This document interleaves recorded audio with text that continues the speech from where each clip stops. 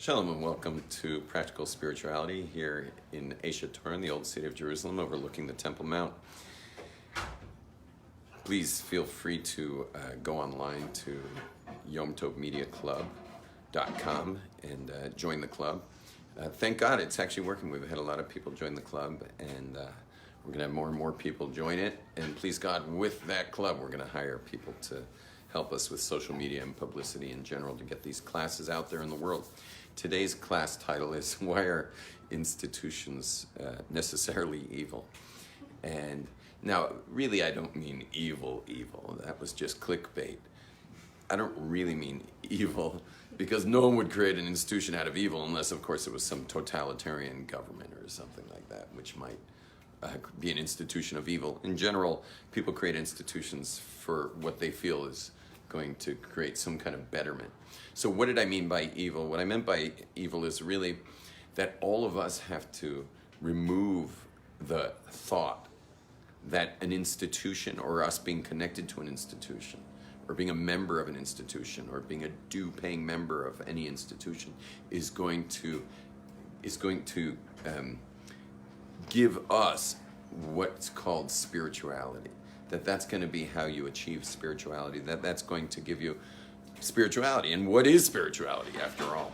So spirituality, in definition, means to be connected to God. A spiritual person would be connected to God. There's obviously other definitions, because I know spiritual people who don't even believe in God, so which is kind of strange. But there are spiritual people who don't even believe in God. But in general, spirituality in the world means you're connected to something that is of spirit. That's the word spirit. The spirit means non-physical.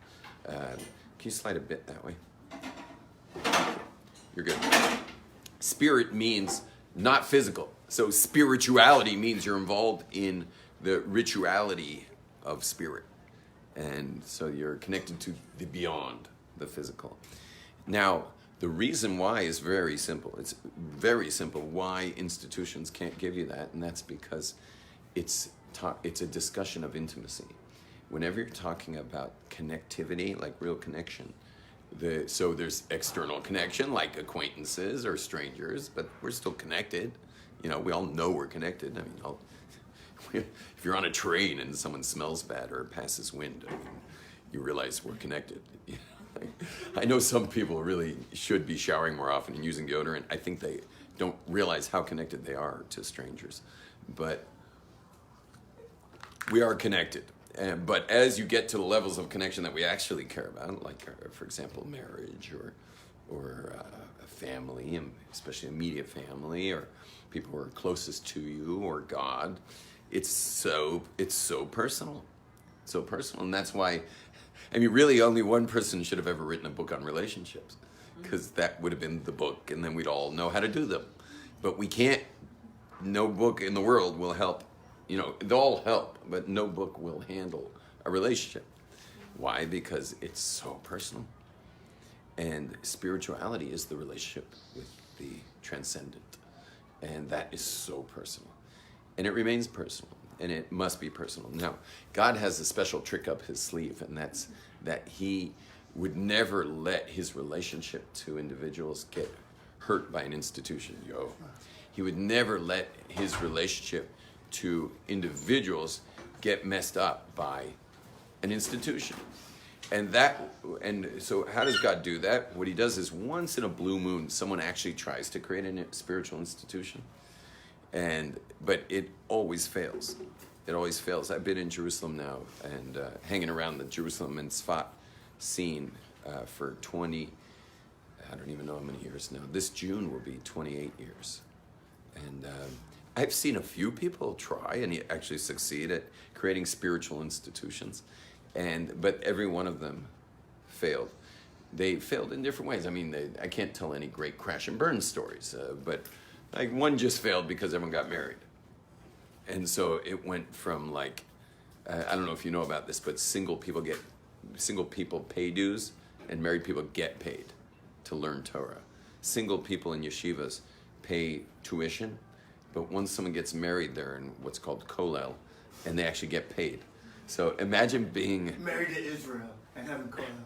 Imagine being a Rosh Yeshiva getting tuition from 30 boys who are studying in your yeshiva, who are all committed to their spiritual paths, and then they all get married within a year. And now you have to pay 30 boys who are all young marrieds. So it is such a different financial structure so that's just one example of a place that folded, really quickly, right after it was such a successful endeavor that it failed when everyone had gotten married. Now, so God's trick up his sleeve is if someone does create an institution of spirituality, it will fail. And the other is that all the institutions that are created around spirituality will always wind up, if they succeed, to be not spiritual in the end.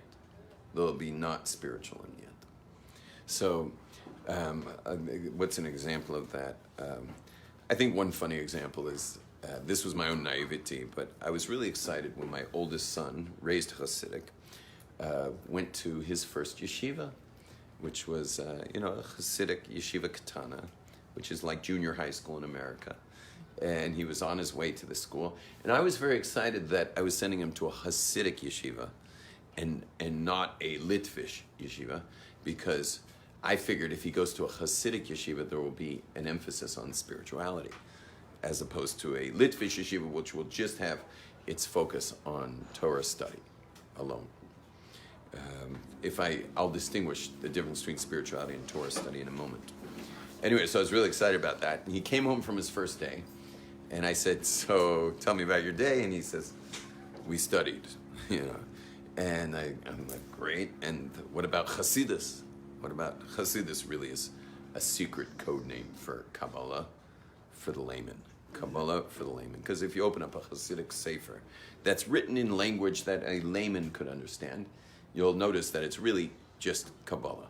So I said, what about Hasidus? Did you study the spirituality? And he said, no, that's not in our schedule. I said, well, what day is it? And he's like, it's not in any day. It's not part of it. And then I called the head of the yeshiva and I said, what kind of Hasidic yeshiva doesn't have the study of Hasidut? And he said that, thank you for being the biggest Balchuba dork in the world, not realizing that Hasidic yeshivas don't actually study Hasidut.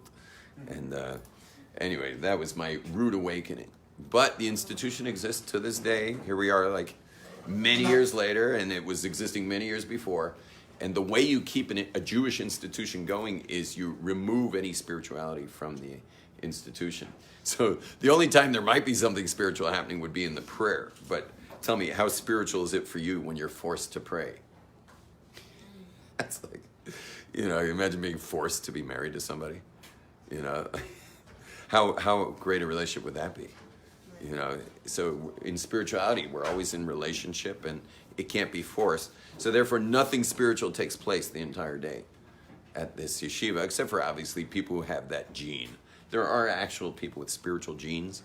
Did you know that there can be people born spiritual? They're automatically spiritual?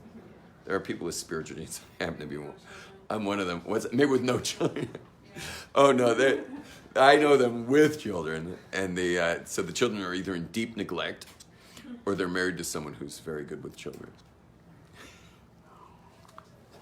Now, anyway, but I would like to just distinguish real quickly why Torah study and spirituality are two separate things. The reason is because there's, when it comes to Torah study, so that's called limud. I guess I'm going to use English. Limud. Is that English? That's Hebrew. I'm going to use English letters.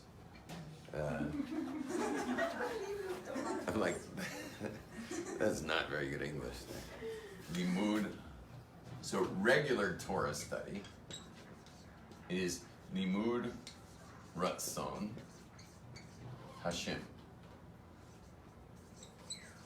Okay? Regular Torah study is called limud ratzon Hashem, which means the study of God's will. Okay? That's regular Torah study. So that's what yeshivas do. That's what my son, when he went to his Hasidic yeshiva, he learns the study of God's will. And then there's something called spirituality, which means limud. If you're studying it, obviously, this is if it's limud. If you're practicing it, it wouldn't be called limud. But if you're studying spirituality, it'd be called limud Hashem. Okay, limud Hashem, which means the study of God. And if you practice it, what is the name? That's also spirituality. Pharmacy? Yeah, no, if you practice it, then you're practicing spirituality. Okay, so we've got.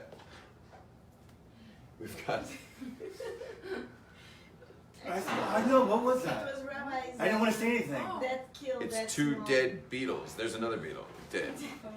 I don't kill Rabbi beetles. killed it this morning. And I heard that there's beetles everywhere. Yeah, there are. I thought I didn't want to say nothing. I heard it was in the didn't want to news. class. It was in the news. This doesn't happen every year at this time or something like that? This is the first time, but all kinds of first times are happening right now because we got more rain in 27 years, and so That rain was so the fun. nature of the world That was awesome. has gone on steroids. Like, has anyone been in the mountains I've and been seen on what's going on out there? I mean, it's just bizarre. And I need to buy like a gas-powered chainsaw to deal with some trail trimming because when we're mountain biking, we're like being attacked by vegetation, and some of it is quite pokey. You know, we're getting like poked. I at least have carbon fiber knuckles and stuff, which takes care of most pokes. But it's been a poking experience. I think those two beetles were mating, actually. What is that and what one is not that? It's not that, I don't know. No, they're both dead. They're now disconnected. But okay, so one is the study of God's will, and one is the study of God. Now, you need them both in life. You have to have them both. In any relationship, you have to have both the study of one's will and the study. You know, good luck having a relationship where you don't pay any attention to what they want. What does it mean, God's will? It means what God wants, as depicted by the 613 commandments. So there's the study of God's will. That's regular Torah study that yeshivas do. And then there's the study of God himself, which we'll talk about in a minute. But the study of will is super important. You know, in my marriage, there's a lot of do's and don'ts for my wife to know. I have things that, you know, would just bother me. Like, for example, they all pertain to sports, by the way. But like, for example, my inside shell that I wear for my hips, tailbone and thighs for pads when I'm mountain biking, it doesn't go in the dryer. It doesn't go in the dryer. And that's a major don't in our relationship. You know, don't put that in the dryer. And also you know, with a large family of laundry coming out in giant avalanches, you know, my mountain bike gear should get extricated and put where my gear goes. And that's shouldn't just be like, where's my jersey, my riding jersey? You know, it shouldn't be in a giant pile of stuff. So that's a do and a don't do. My wife has plenty of do's and don'ts. Oh, another thing is don't put your feet on my pillow. Faces and pillows don't go together.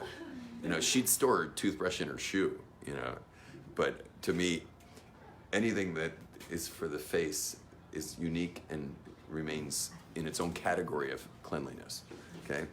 And I'm kidding about her storing toothbrushes in her shoe. She wouldn't do that, but I'm like OCD about those things.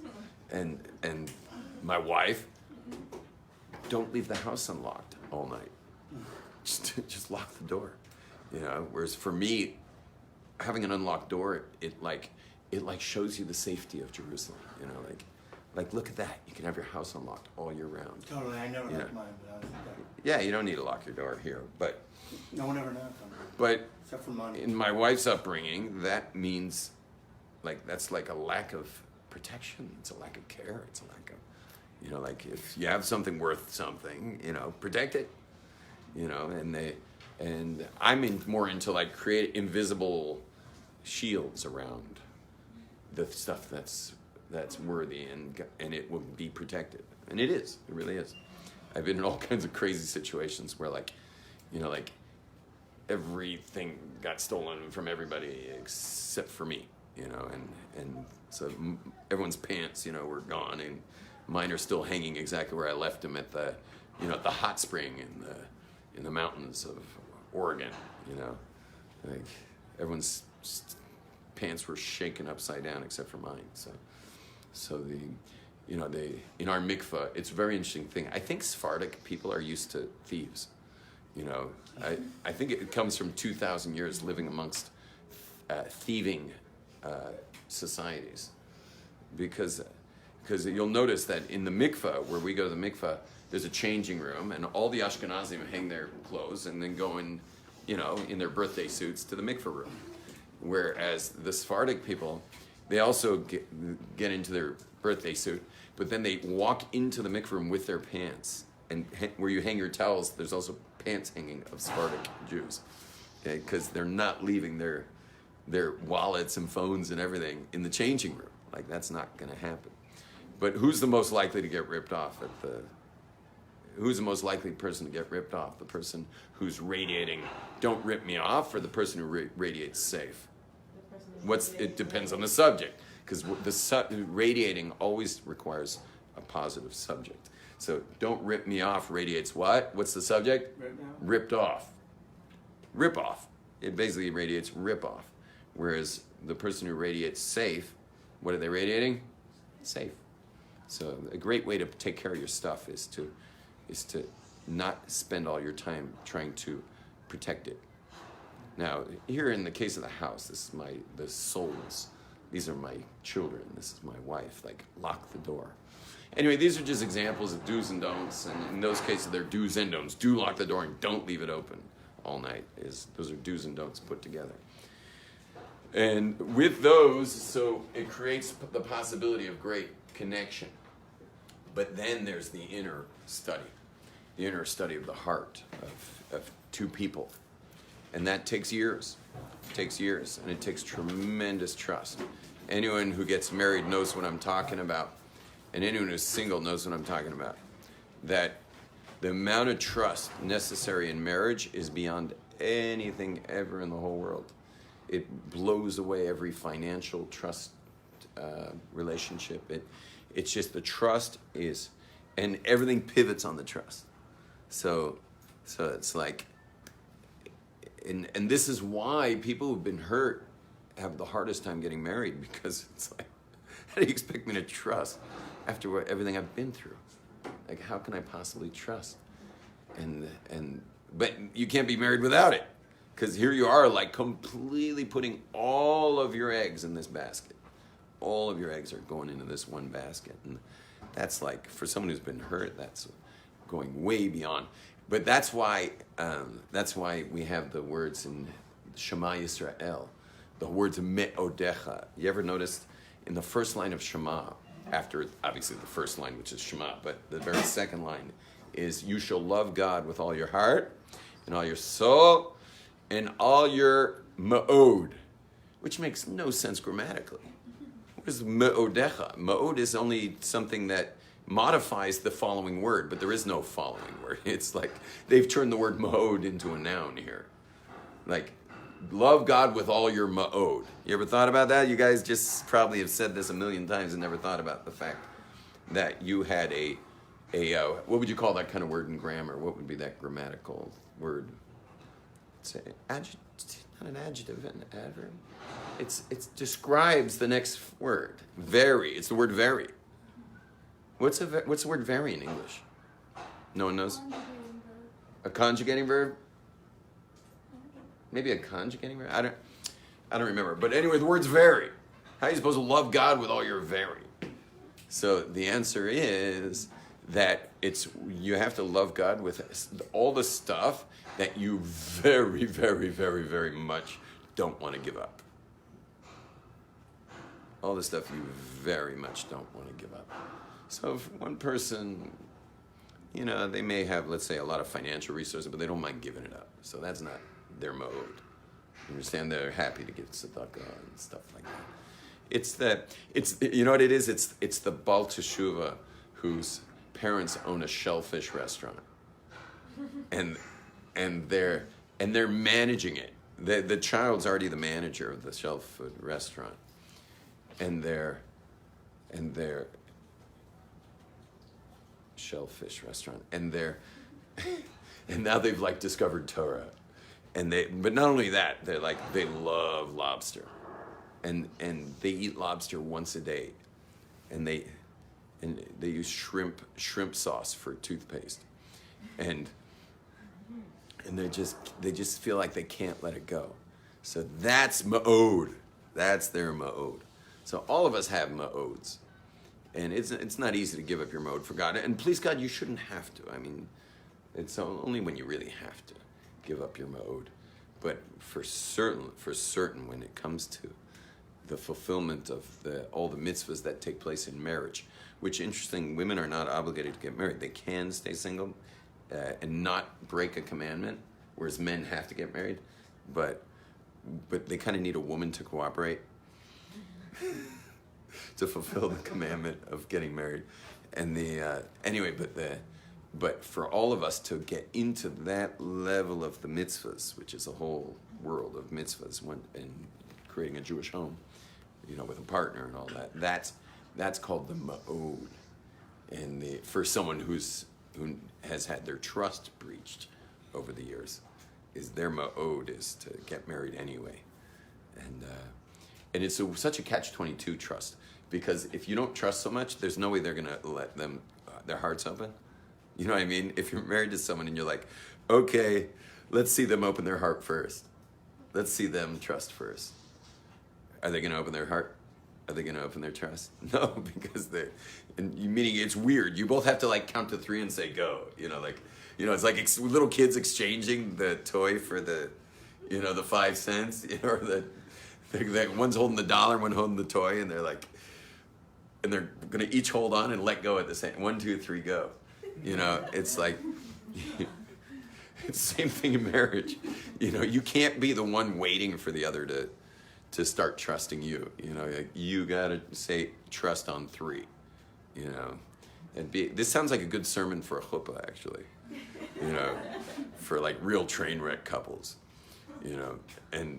On 3 we're gonna trust each other forever and ever, full transparency, totally just put our hearts on the altar, and let the other, slaughter it. Just kidding. Let the other, hold the heart. On 3. So It's like a game of chicken. yeah.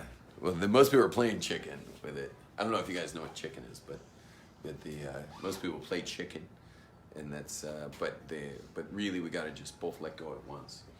Okay, so Torah study is the study of God's will. It's not necessarily spiritual, whereas the study of Hashem, which is the Kabbalah, Gesundheit, and Kabbalah and Hasidut which is just layman's Kabbalah, is the study of Hashem. And that's the inner intimacy of all interaction, of all relationship, is that. And the best way to understand that, because I've been bringing up marriages, imagine doing all the do's and avoiding all the don'ts in marriage, but never saying I love you. What kind of relationship would that be? Or imagine saying I love you while totally ignoring the do's and don'ts of the other person.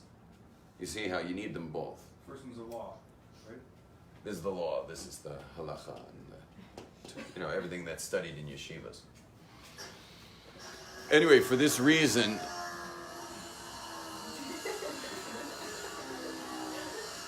it's my mother-in-law. She's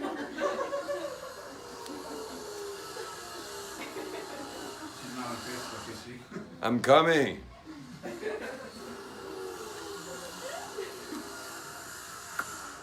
I didn't make your daughter cry.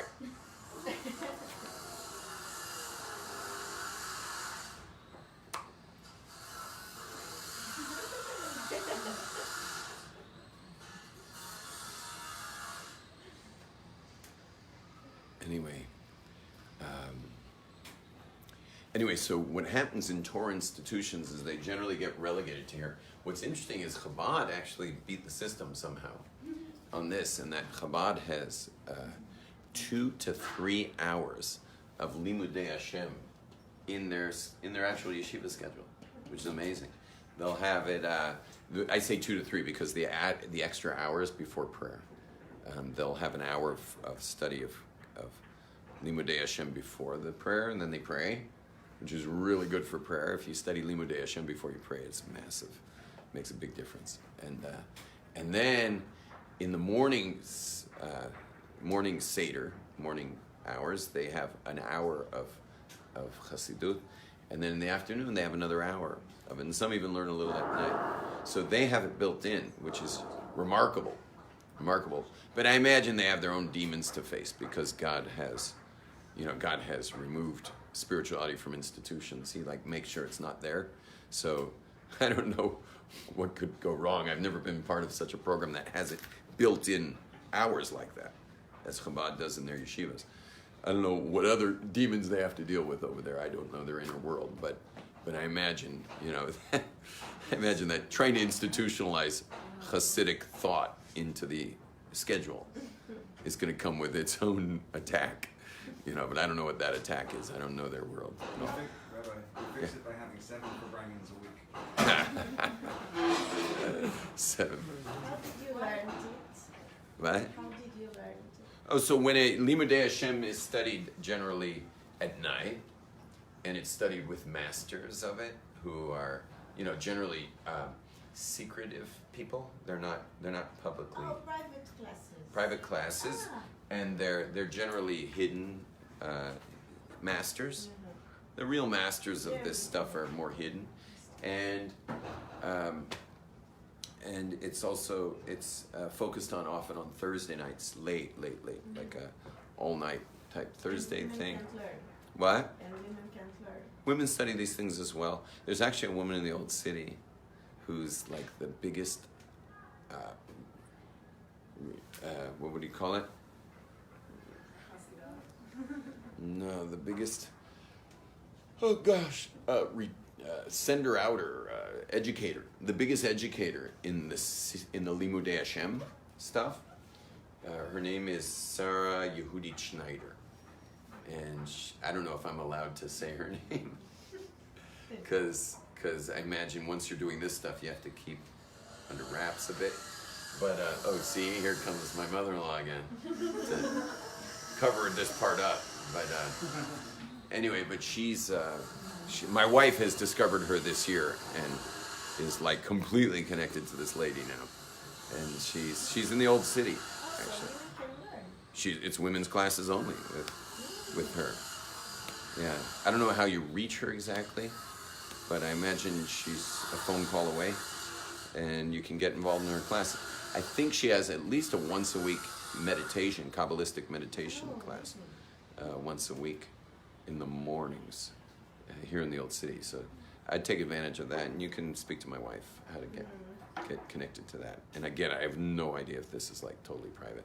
I don't think it's private. And then there's also my Rebbe's wife is this great teacher of Limudei Hashem, and she teaches, I think, 2 classes a week in Jerusalem. One in the old city, I think, at Pamela and Abba's house, and then another class also in a house, I think, in Shari Chesed. I'm not sure, but she's also teaching this class. Oh, and then of course there's what's her name? Golshevsky.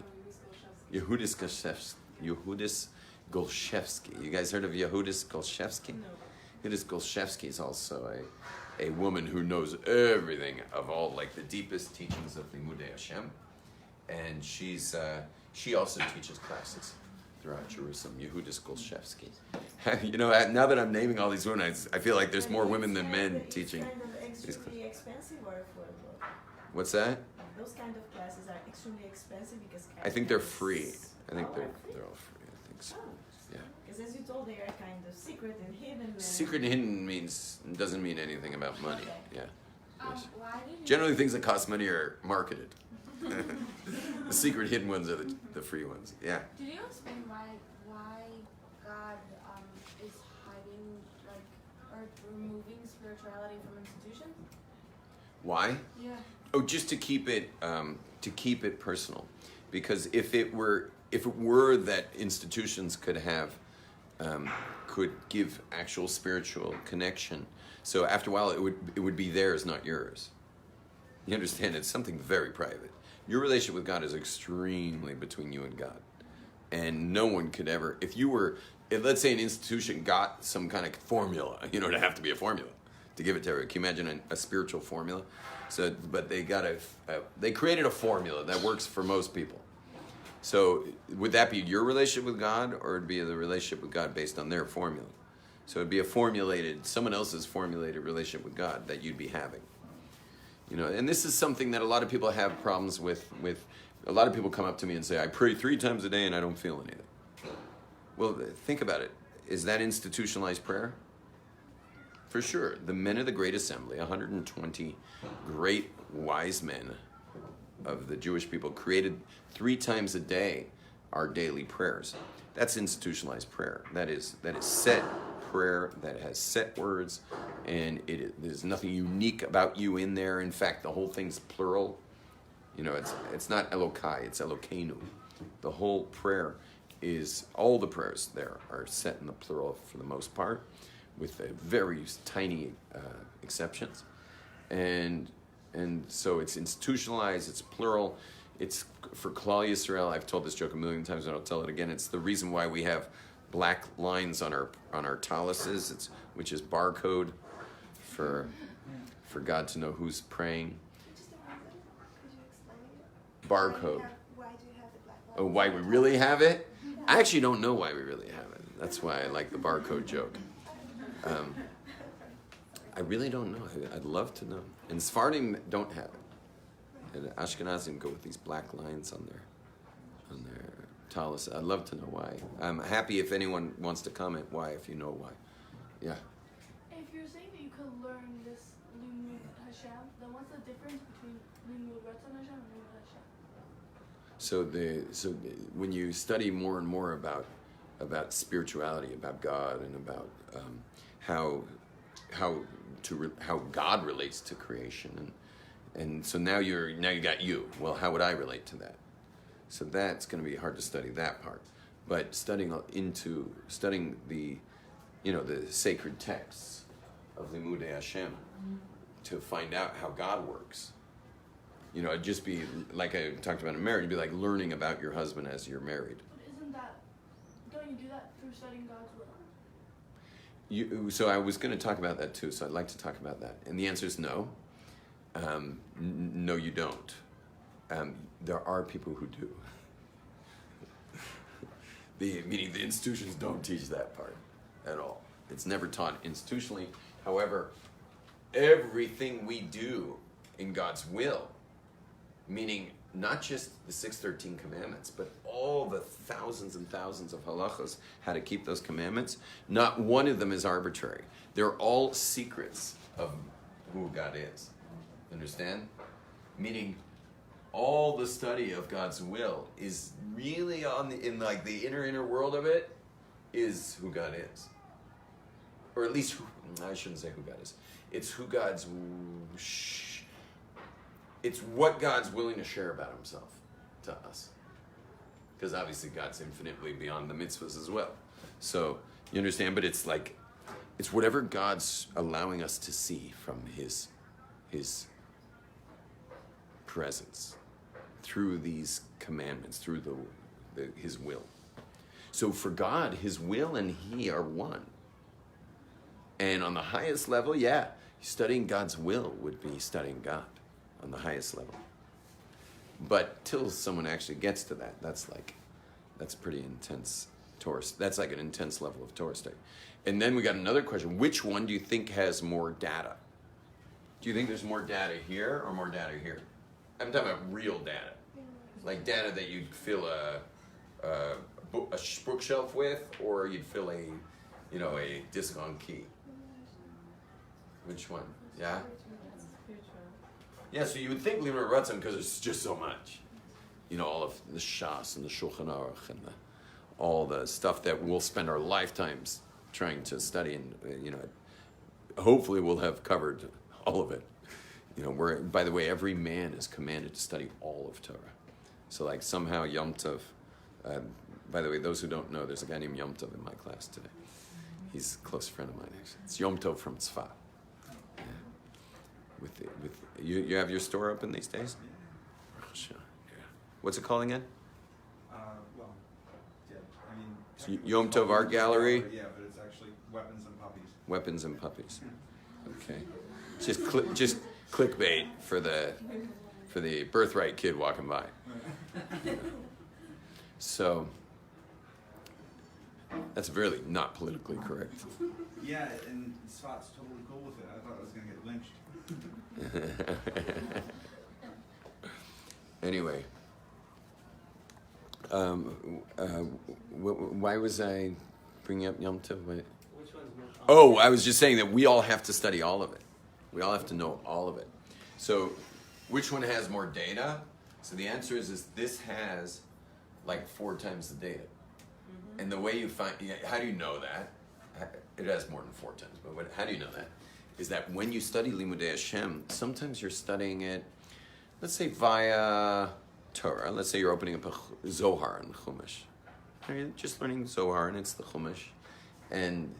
And so you're studying, let's say, I don't know, Shaluach HaKen, or, shooing away a mother bird before you're taking eggs, or you're studying Shatnez, not mixing flax and wool in one garment together. So the commandment is don't mix wool and flax together. Don't take the animal wool and the vegetable flax and interweave them, unless you're up to serious spiritual stuff in the temple. But outside the temple, you have no business with that mixture. That mixture is allowed, by the way. In the temple, the Kohanim had that mixture going on. But there, it's like, you're messing with heavy stuff over there. So there you can mix it. Once you leave the temple, man, you better not be mixing those things. And so, now, would you imagine the Kabbalah has a lot to say about that? Now, as far as the actual law, you think it has a lot to say about it?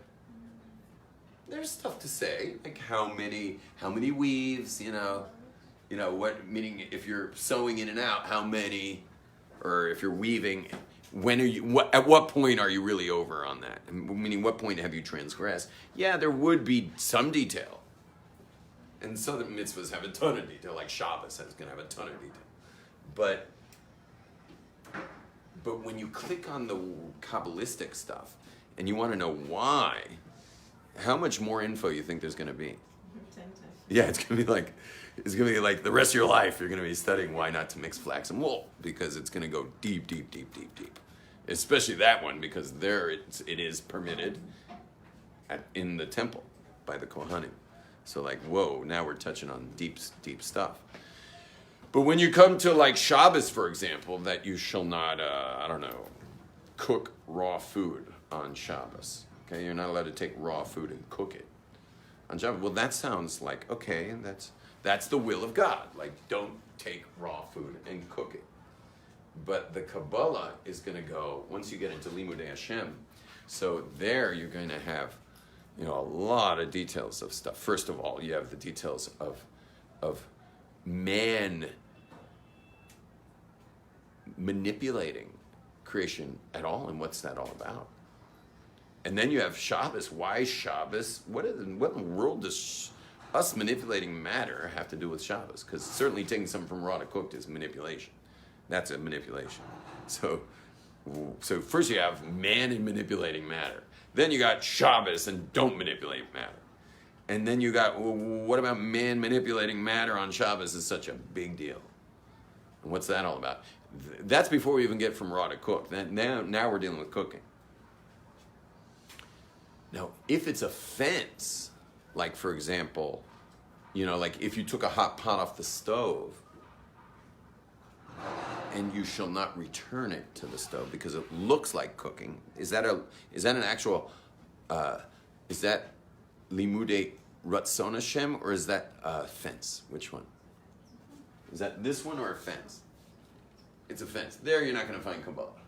You understand that? That's not going to be a Kabbalistic. You're not going to find a lot of Kabbalah, if not any.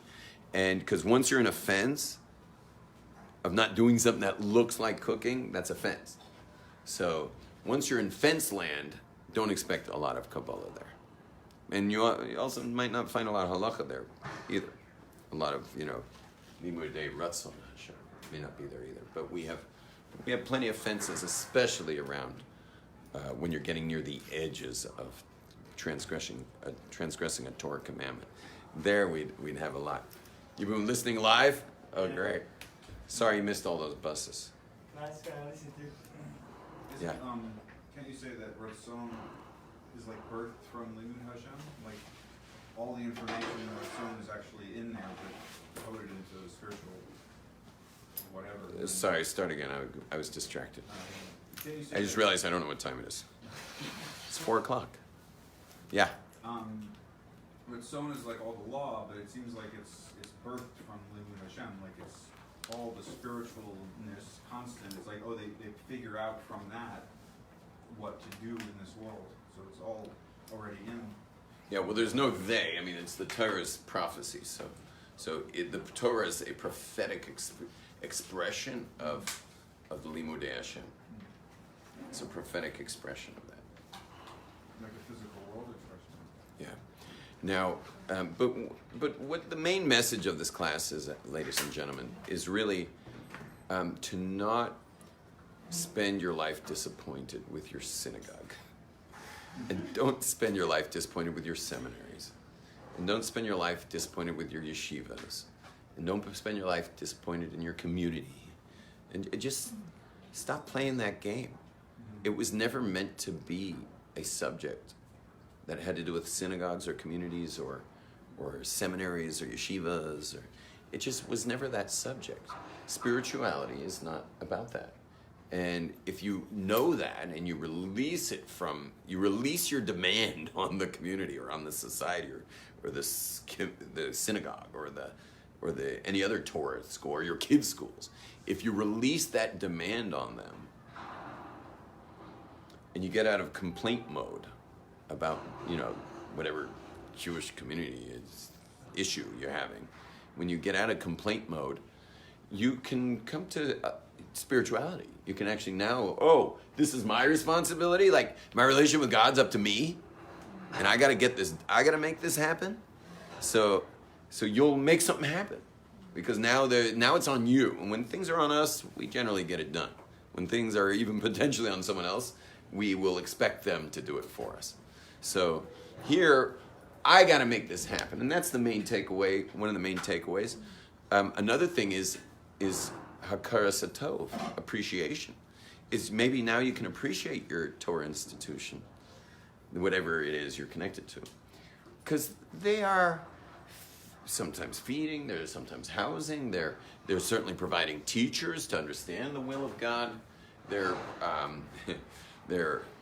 educating our children, if not babysitting them while we do other things. They're giving a lot. Community's giving a lot. You need a place to pray. We got to have a place for Kiddush. We need a place to go make Kiddush, and that's generally shul.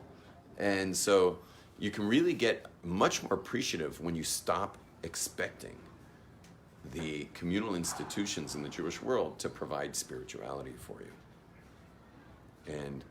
And so it's really a very positive thing. Now, I know the clickbait of this class was, why are all institutions necessarily evil? That was just clickbait. They're not evil. They're quite amazing, and we need to have great gratitude for them. But at the same time, we have to stay realistic that all intimate relationships are private, and therefore your relationship with God is private. That's got to be private. It's gotta be what? Private. And so the last is a plug for us mavericks who are here to teach these kinds of things is support your maverick rabbis. You know, any maverick rabbi you know, get the word out, help them in any way you can. Forward it to friends, classes you got. You can also always join the media, YomTovMediaClub.com, which is helping get the word out. So please be part of it. Let's teach the world all these important things. Because oh my gosh, like I was just in LA, in like West LA, with me and maybe only a handful of the 150 people at the event I was at were observant. Everyone else was from secular backgrounds, Jewish but secular. People just loved to walk up to me at this party, at this event, with their cocktail in hand. And almost every single person wanted to complain to me about the Jewish institution that gave them nothing, but still calls them once a year for dues. It's some synagogue or the local temple or whatever it is. B'nai Bingo. And they're like, no, click, and they, so if you're any of those people who has, supported a world that actually failed at Jewish continuity, so certainly pump some support up for people who are turning Jews on to Judaism as opposed to turning them off. Let's make our best efforts, especially in this time, this era of ours, this crazy time of ours. Let's all band together to make sure like we're all doing something to get the word out that Judaism's still alive and it's vital and it's spiritual and it's real and it's engaging and it's powerful and it's let's make that happen. Shalom, everybody.